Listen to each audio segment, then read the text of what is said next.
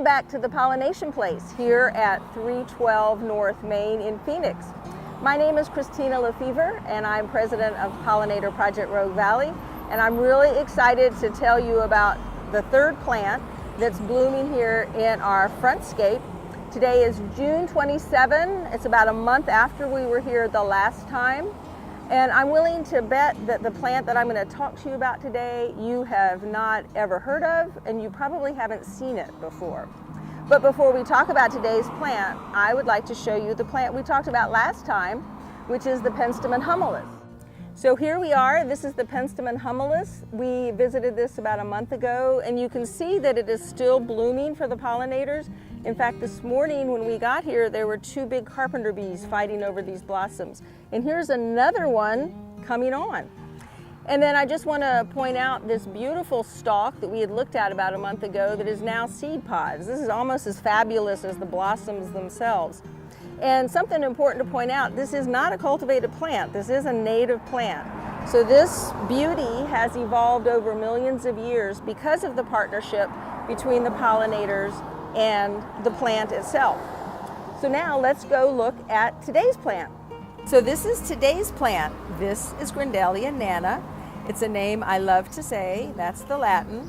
It's also known as Idaho gumweed. It is a perennial. It's native to the western United States, of course.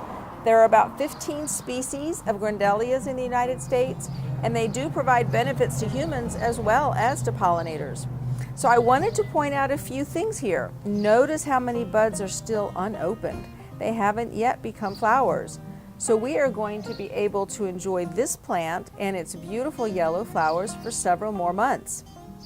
And then I wanted to show you how this plant sort of glistens. You can see how it shines and sparkles. There's a resin coating this plant, almost the entire plant everywhere I touch. It's like it's sticky, and it gives the plant a certain aroma. There's a smell to it, almost like a faint incense.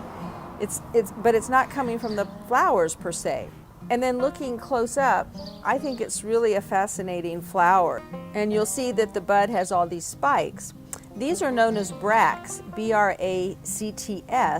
And then as the flower itself, the flower head comes out, then the bracts start to curl down.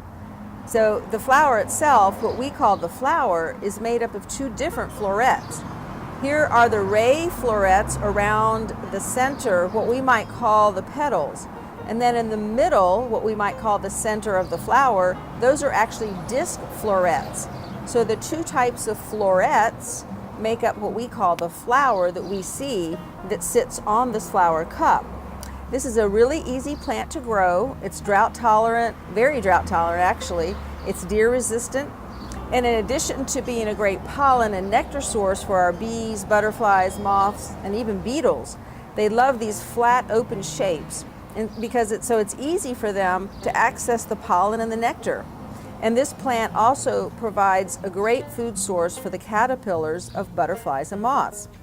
And really, I have a feeling with the name weed in the name that it is also going to provide a lot of seeds and a lot of plants in our landscape. And the seeds, as the flower changes into seeds, then this is going to be great food for our birds and other animals. And I'd like to point out to you now this beautiful post. As you can see, we have several here in our frontscape now marking the plants, and I'd love to give a big shout out to Phil Lanny, who is working with us as a volunteer to create these posts for our plants to identify them. So I hope you have enjoyed this video today about one of my favorite plants, the Grindelia nana, and we'll see you back another day to talk about another plant that's blooming at our Pollination Place frontscape.